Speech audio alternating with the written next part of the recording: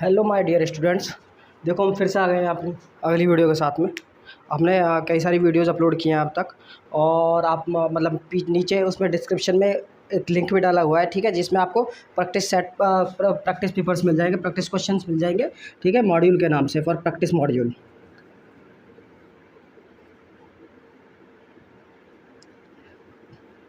इसका एक लिंक दिया हुआ है डिस्क्रिप्शन में, ठीक है। आप लिंक पर जैसे ही क्लिक करोगे उस पर 8-10 मॉड्यूल्स हैं, उससे आप प्रैक्टिस कर सकते हो। उसके अलावा आपको मतलब अगर आप प्रैक्टिस कर लोगे ना, आपको कोई डाउट नहीं रहेगा किसी भी टॉपिक में, और मतलब आपकी ये समझ लो कि हर एक एग्ज़ाम की तैयारी हो जाएगी। उसके अलावा आपको कुछ करने की ज़रूरत नहीं है, ना कोई प्रैक्टिस किसी और कहीं और से अगर करना चाहते हो तो कर सकते हो, और अगर ना भी करो तो कोई दिक्कत नहीं है, ठीक है। वो सफिशिएंट है आप लोगों के लिए। बस ये थ्योरी कवर करो, क्वेश्चंस प्रैक्टिस करो, और जो मॉड्यूल्स में जो क्वेश्चंस दिए हुए हैं उनको सॉल्व करो। अगर डाउट वगैरह कहीं आता है तो डिस्क्रिप्शन में मतलब आप कमेंट वगैरह कर सकते हो, ठीक है, वहाँ उसका सॉल्यूशन मिल जाएगा, ठीक है। तो हमारा जो अगला टॉपिक है that is speed and time. आप सबको पता है, जनरली पढ़ा होगा आप लोगों ने, कोई भी गाड़ी वगैरह चलती है तो वो स्पीड वगैरह कैलकुलेट की जाती है, ठीक है। ये इसका फार्मूला है, जनरली आपने देखा होगा छोटी क्लासों में। चाल जो है कि दूरी बटे समय होती है, speed upon equal to distance upon time.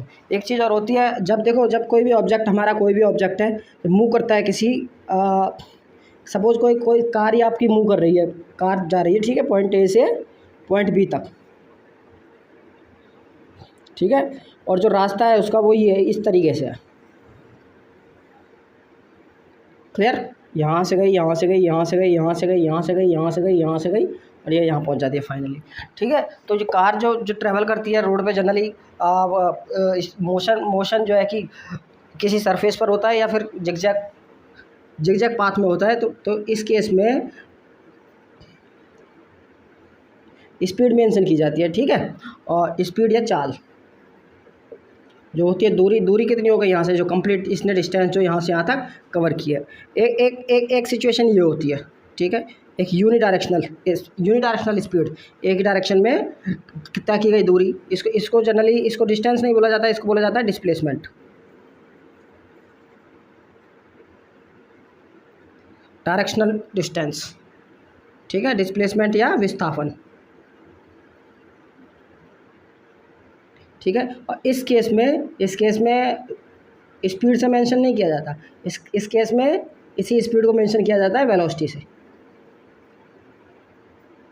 जिसको वेग, डिस्प्लेसमेंट अपॉन टाइम, क्लियर।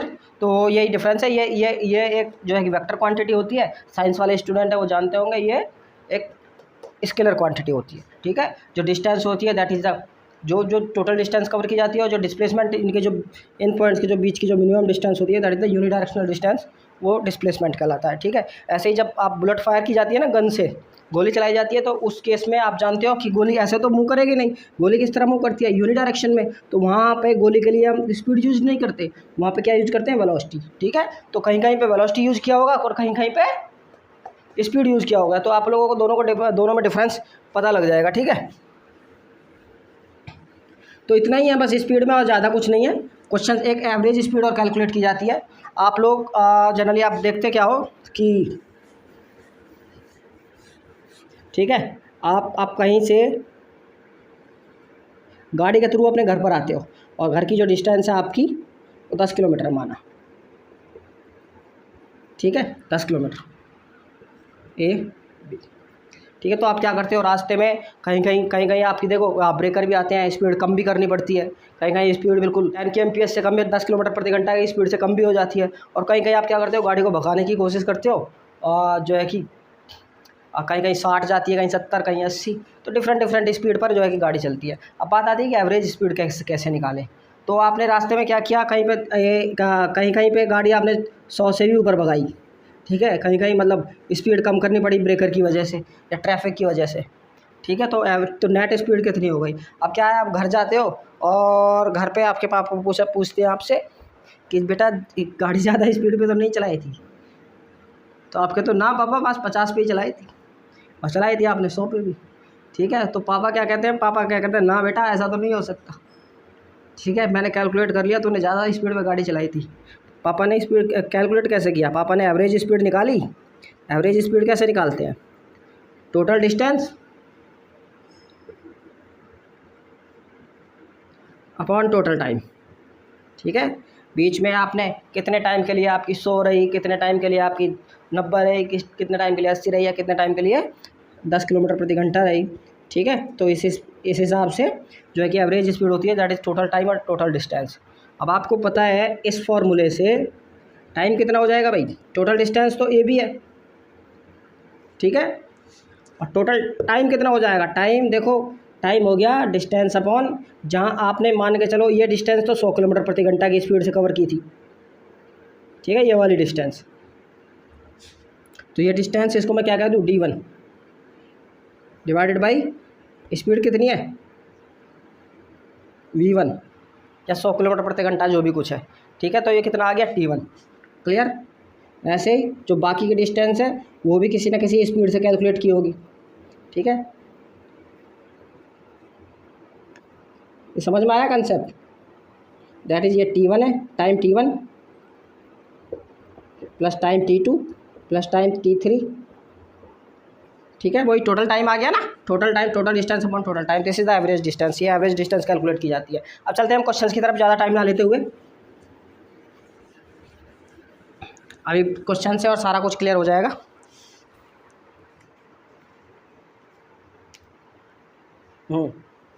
ठीक है, a person is divide his journey into the 3 equal parts and travel at the speed 40 kilometre प्रति घंटा, 40 kmph, 30 kmph and 15 kmph। Find the average distance. ठीक है, क्या होता है कि एक मैन है, वो अपनी जर्नी को 3 पार्ट्स में डिवाइड करता है, इक्वल पार्ट्स में, ये भी। ठीक है, 3 पार्ट्स में, ये डिस्टेंस हम x कह देते हैं, ये भी x, ये भी x। क्लियर। और जो है कि इसके दौरान वो v1 से स्पीड होती है उसकी, इसके दौरान v2 स्पीड होती है, इस दौरान v3 स्पीड होती है, और ये है कितनी, 40 kmph, किलोमीटर प्रति घंटा, 30, 15। क्लियर। क्वेश्चन आया समझ में। तो हमें एवरेज स्पीड कैलकुलेट करनी है। Average speed total distance upon total time. ये कितने आ रहा है, टोटल डिस्टेंस कितनी है भाई, 3x, x, total time x upon v1, x upon v2, x upon v3। Clear. Is equal to, नीचे से x कॉमन आएगा, 1 upon v1 plus 1 upon v2 plus 1 upon v3।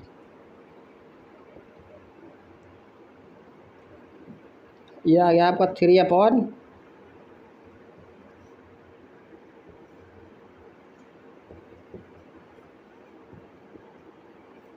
देखो ये क्वांटिटी क्या है, आप लोगों को पता नहीं, पता है नहीं पता, ये जब हम आपको अर्थमेटिक प्रोग्रेशन पढ़ाएंगे तो बताएंगे। ये है हार्मोनिक मीन। ठीक है, किसी भी क्वांटिटी का, किसी भी सीरीज का ये हार्मोनिक मीन है। हार्मोनिक मीन क्या होता है वो बताएंगे। ठीक है, HP। क्लियर। तो इसमें इसको कैलकुलेट कर लो, 3 upon 1 upon 40, 1 upon 30, 1 upon 15।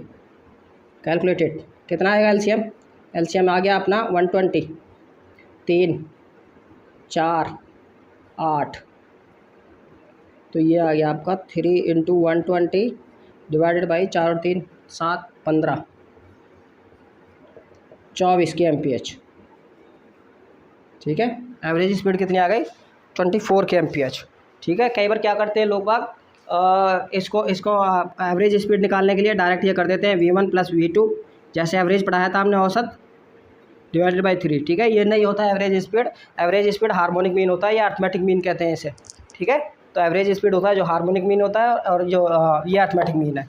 Clear. तो ये ध्यान रखना भाई हमेशा, total distance upon total time. ठीक है, कई बार क्या होता है कि जनरली सिंपली जब 2 पार्ट्स में डिवाइड की जाती है तो ये वैल्यू आती है। ठीक है, ठीक है, ये भी हार्मोनिक मीन है। इसकी सिंपल जो होती है that is 2v1 v2 v1 plus v2। Clear. Calculate करते हैं तो ये फार्मूला हम कहीं कहीं डायरेक्टली भी यूज़ करेंगे। ऐसे जो हमारा जो 3 वाला था, 3 वाला ये होता है actually 3x1 v1 v2 V3 upon V1 V2 plus V2 V3 plus V3 V1, ठीक है क्लियर। तो आप डायरेक्टली यूज़ करोगे तो याद करना पड़ेगा ना, वरना वो तरीका सही है जो आपने बताया था। क्लियर, जैसा आपको बेहतर लगे वैसा कर लेना। नेक्स्ट क्वेश्चन देखते हैं भाई। अच्छा देखो, नेक्स्ट क्वेश्चन करने से पहले एक चीज़ और बताते हैं हम आपको। क्वेश्चन देखे होंगे आपने जनरल ट्रेन पे बेस्ड, ट्रेन, ठीक है, ट्रेन ट्रेन ट्रेन की स्पीड वगैरह दे रखी है। तो ट्रेन की जैसे डिस्टेंस दे रखी है आपको L,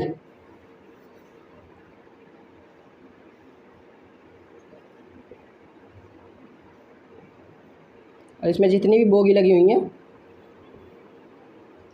ये डिस्टेंस आपको L दे रखी है इसकी। क्लियर, ट्रेन की। अब क्या है, कई बार क्या पूछा जाता है कि आपको कि ये किसी ना किसी प्लेटफॉर्म जो आपको प्लेटफॉर्म दे रखा है उसको पार करने में कितना टाइम लगाएगी, ये आपका प्लेटफॉर्म है जनरली। क्लियर, तो होगा क्या, देखो इस पॉइंट से जब ये स्टार्ट होगी, इस पॉइंट पे प्लेटफॉर्म पे आ गई, और प्लेटफॉर्म को पास करने में कितना टाइम लगाएगी जब इसका ये वाला पॉइंट उठ करके यहाँ आ जाएगा। क्लियर, तो इस ट्रेन को ये डिस्टेंस प्लस ये डिस्टेंस क्रॉस करनी होगी, जिस स्पीड से ये चल रही है, ये डिस्टेंस और ये डिस्टेंस। क्लियर, टोटल डिस्टेंस कितनी हो गई L, और इसकी कितनी है LP, ठीक है। इस डिस्टेंस को पास करने में कितना टाइम लगा, ये कंसेप्ट समझ में आया। पहले जब इसका ये पॉइंट यहाँ पे है तब से जो है कि टाइम स्टार्ट होता है, और फिर क्या है कि जब ये पॉइंट इसका उठ करके यहाँ आ जाएगा, यानी कि इसने ये डिस्टेंस और ये डिस्टेंस दोनों कवर की, तब जा करके ये पॉइंट, तब तक ये L आगे पहुँच जाएगा ना, ठीक है। तब जा करके जो है कि इसकी जो टाइम जो पूछा गया है कि कोई ट्रेन है इस प्लेटफॉर्म को पास करने में कितना टाइम लगाए। अब ऐसे ही कई बार क्या होता है कि प्लेटफॉर्म की जगह एक पोल का नाम दे दिया जाता है, पोल, खंबा या कोई मैन, ठीक है। तो इसकी डिस्टेंस कितनी होती है, ऑलमोस्ट नेग्लिजिबल, इसकी कोई डिस्टेंस ही नहीं है। ये इस पोल को पास करने में कितना टाइम लगाएगी, वही है जब पोल, सपोज पोल यहाँ पे है, जब ये पॉइंट यहाँ पे था, अब ये पॉइंट उठ करके कहाँ चला जाएगा, यहाँ पे, यानी कि ये इस ट्रेन को ये L डिस्टेंस कवर करने में कितना टाइम लगेगा, जितनी उसकी खुद की लेंथ है। क्लियर, तो क्वेश्चन देखते हैं इस पर, बड़े ही अच्छे क्वेश्चन हैं।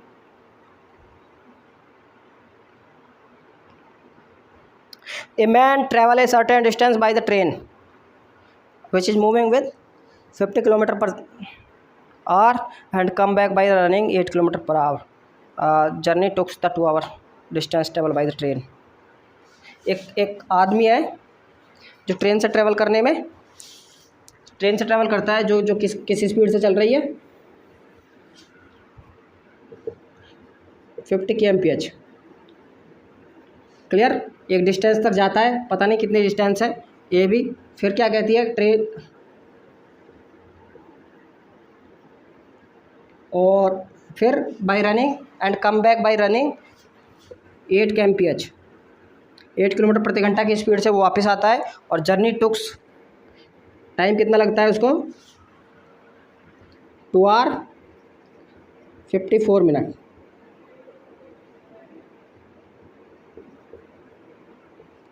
2 hour 54 मिनट का टाइम उसे लगता है, ठीक है।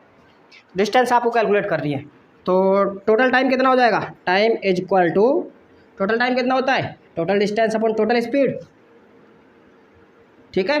तो देखो यहाँ से जब ये यहाँ तक जाएगा AB, क्लियर, स्पीड कितनी है 50 kmph, क्लियर, प्लस ये एक तो ये टाइम हो गया T1, और T2 कितना लग रहा है उसको, वही same distance divided by 8 kmph, और ये टाइम है कितना एक्चुअली में 2 hours प्लस 54, यानी कि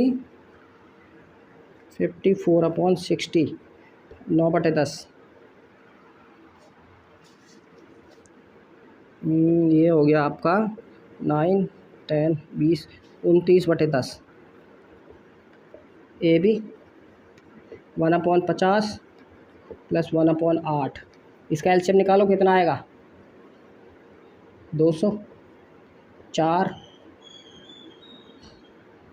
25,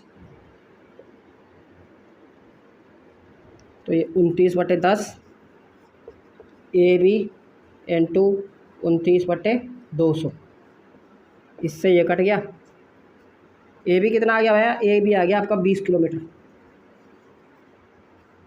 ठीक है, ए भी निकल के आ गया कितना, 20 किलोमीटर। ठीक है। तो कुछ नहीं है, स्टेटमेंट जैसे बोलता जाए उसके अकॉर्डिंग, मैंने बताया ना आपको 30 सेकंड में क्वेश्चन सॉल्व हो जाएगा, स्टेटमेंट के अकॉर्डिंग रखो। और ये ध्यान रखना कि एवरेज स्पीड कैलकुलेट कैसे की जाती है, कंफ्यूज मत हो जाना उसमें एवरेज में, सिंपल मीन और हार्मोनिक मीन में।